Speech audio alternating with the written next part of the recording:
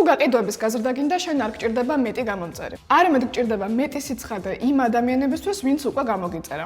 ეს არის ბრენდინულიდან დღე მერვე ამ ეტაპზე 6519 გამომწერი. მარკეტინგის ოქროს წესია დაბნეული მყიდველი არაფერს ყიდულობს. თუ უფასო კონტენტის ნახვის შემდეგ ტიპი დაინტერესდება შენთან თანამშრომლობით, მისი ვალდებულება არ არის, რომ გამოგიკვლიოს და აღმოგაჩინოს რამდენად კარგი ტიპი ხარ. თვით პრეზენტაცია შენი პასუხისმგებლობაა, რომ რაც შეიძლება მარტივად, დალაგებულად და სწრაფად მიაღებინო ყველა პასუხი, რაც სჭირდება შენს პოტენციურ კლიენტს. და ამის გასაკეთებლად საუკეთესო საშუალება არის ტრეილერი, იგივე დაპირნული პოსტები, ანუ რასაც პირველი ხედავს მომხმარებელი შენს გვერდზე შესვლისას.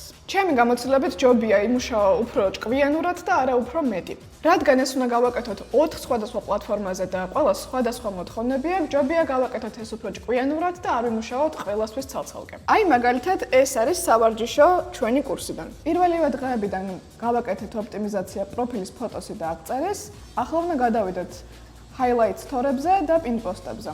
რადგან ეს highlight-ების ფუნქცია აქვს მხოლოდ Instagram-ს, ამაზე არ ვიჩქარებ, იმიტომ რომ მხოლოდ ერთ სოციალურ ქსელს უნდა დავახარჯო ძალიან ბევრი დრო. გავაკეთეთ აქცენტი პირველ, მეორე და მესამე პოსტზე, რაც დაიდება Instagram-ზე და ამათი შეერთებული ვერსია შეგვიძლია დავდოთ YouTube-ზე და Facebook-ზე. პირველი იქნება ნავიგაცია, ვინ ვარ, ვის ვეხმარები, რაში და როგორ ვეხმარები. მეორე უნდა იყოს რატომ მენდოდა მტკიცებულებები, რომ სხვებისთვის დამიდია შედეგები.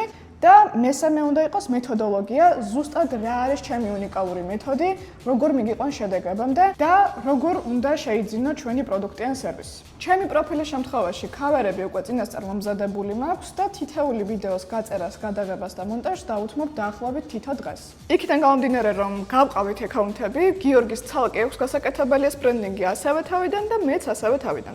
ამიტომაც თუ არ გინდა შემდეგი ნაბიჯები გამოგრჩეს, მოგწერა პირადში სიტყვა 0-დან.